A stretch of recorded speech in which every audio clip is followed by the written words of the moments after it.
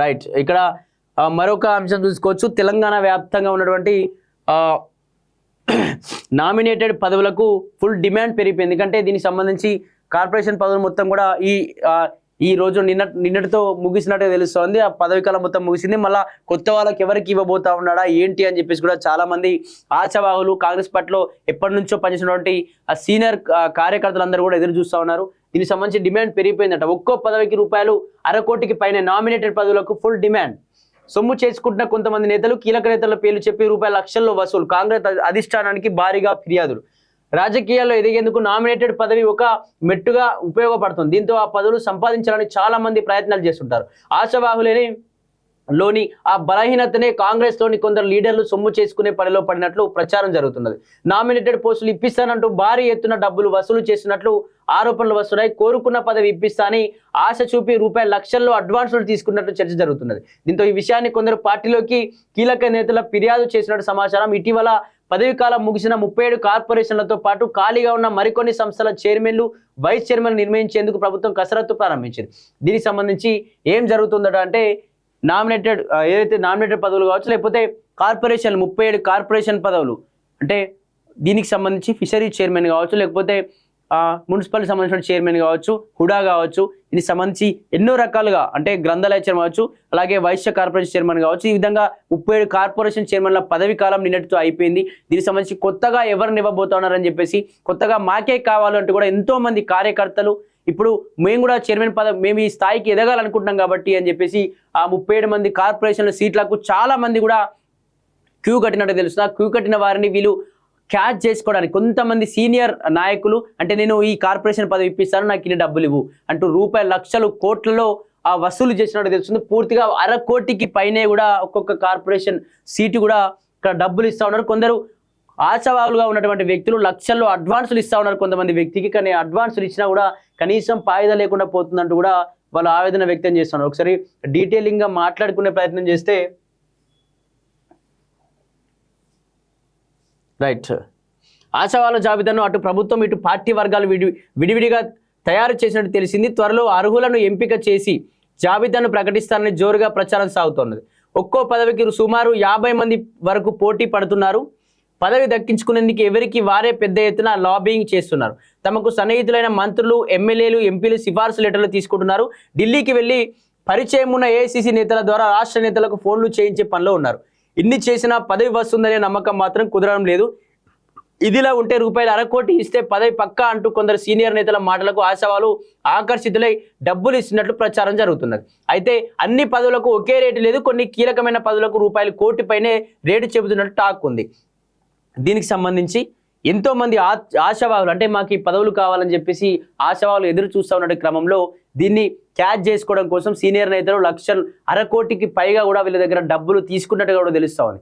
దీనికి సంబంధించి డబ్బులు లక్షల్లో అడ్వాన్స్ తీసుకొని అంటే ఇక్కడ కొంతమంది ఎవరైతే నాకు ఈ సీటు పక్కా నాకే వస్తుందని చెప్పేసి ఆశావాహులు ఎవరైతే ఉంటారో వాళ్ళ దగ్గర డబ్బులు తీసుకొని పార్టీకి తెలియకుండా ఇది కాంగ్రెస్ పార్టీ దృష్టికి కూడా వెళ్ళినట్టుగా కూడా తెలుస్తుంది. వెళ్ళిన తర్వాత మరి ఏం జరగబోతుందని చెప్పేసి ఒకటి చూడాలి. కీలక నేతల పేర్లతో పదవులు ఇప్పిస్తామని డబ్బులు వసూలు చేస్తున్న నేతలు అటు పార్టీ ఇటు ప్రభుత్వంతో కీలక పదవుల్లో ఉండే నేతలకు సన్నిహితులుగా చెప్పుకున్నట్టు తెలిసింది. తాము చెప్పిన మాటలు బాసులు కాదనే నమ్మకం కలిగించి డబ్బులు గుంజుతున్నట్లు సమాచారం. ఈ దందాలో కొందరు ఏఐసీసీ నేతల పేర్లను, ఇంకొందరు పీసీసీలోని కీలక నేతల పేర్లను ఉపయోగిస్తుండగా మరికొందరు ప్రభుత్వంలోని పెద్దల పేర్లు చెప్పి వసూలు చేస్తున్నట్టు ప్రచారం జరుగుతున్నది.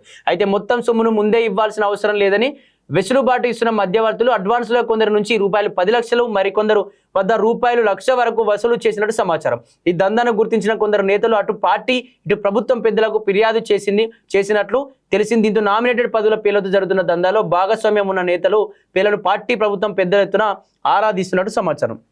దీనికి సంబంధించి ఏఐసీసీతో పాటు పీసీసీలో చాలా మంది బడా నేతలు మొత్తం ఇందులో ఇన్వాల్వ్ అయి ఉన్నారు. ఒక్కొక్కరి దగ్గర దాదాపు 10 లక్షలు 20 లక్షల చొప్పున అడ్వాన్సులుగా తీసుకుంటూ కూడా మీకు ఈ పదవి ఇస్తాం నాకు ఈ మంత్రి ఉన్నాడని చెప్పేసి కొందరు మంత్రుల పేర్లు చెప్పి కూడా డబ్బులు ఆశావాహులను చూసి ఎరగా వేసి ఆ డబ్బులు కాజేస్తున్నట్టు కూడా తెలుస్తోంది. దీనికి సంబంధించి ఖచ్చితంగా అందరికీ ఇవ్వాల్సింది అయితే పార్టీలో కష్టపడే వ్యక్తి ప్రతి ఒక్కరికి కాంగ్రెస్ కార్యకర్తకు పదవులు దక్కాల్సిందే. కానీ డబ్బులు తీసుకొని పార్టీలో కష్టపడి నువ్వు డబ్బులు తీసుకొని ఏం లాభం? వేరే పార్టీ నుంచి వచ్చిన వ్యక్తి అయినా కోటి 2 కోట్లు ఇవ్వగలిగేటువంటి సామర్థ్యం ఉన్న వాళ్ళు కూడా ఉంటారు. మరి నువ్వు వాళ్ళకి ఇచ్చే లాభం కాంగ్రెస్ కోసం, కాంగ్రెస్ పార్టీ అధికారంలో రావడానికి చాలా మంది కార్యకర్తలుగా పనిచేసిరు, ఉద్యమకారులు కార్యకర్తలుగా మారి పనిచేసిరు. ఉస్మానియా యూనివర్సిటీ దగ్గరికి వెళ్తే కోట్ల శ్రీనివాస్ లాంటి వాళ్ళు కావచ్చు, లేకపోతే దర్వు ఎల్లన్న లాంటి వాళ్ళు కావచ్చు, లేకపోతే ఎంతో మంది అక్కడ కాంగ్రెస్ పార్టీ నాయకులు చాలా మంది అక్కడ ఇప్పటికీ ఏదైనా కాంగ్రెస్ పార్టీ పైన బీఆర్ఎస్ పార్టీ కావచ్చు, కేటీఆర్ కావచ్చు, లేకపోతే బీజేపీ కావచ్చు, ఎటువంటి విమర్శలు చేసినా వెంటనే ప్రెస్ మీట్ పెట్టి కాంగ్రెస్ పార్టీ కోసం మాట్లాడేటువంటి ఆ గలం విప్పేటువంటి సత్తా ఉన్న నాయకులు చాలా మంది ఉస్మానియా యూనివర్సిటీలో ఉన్నారు. కానీ వాళ్ళకి ఎంతమందికి మీరు ఇటువంటి కార్పొరేషన్ పదవులు ఇచ్చిరు?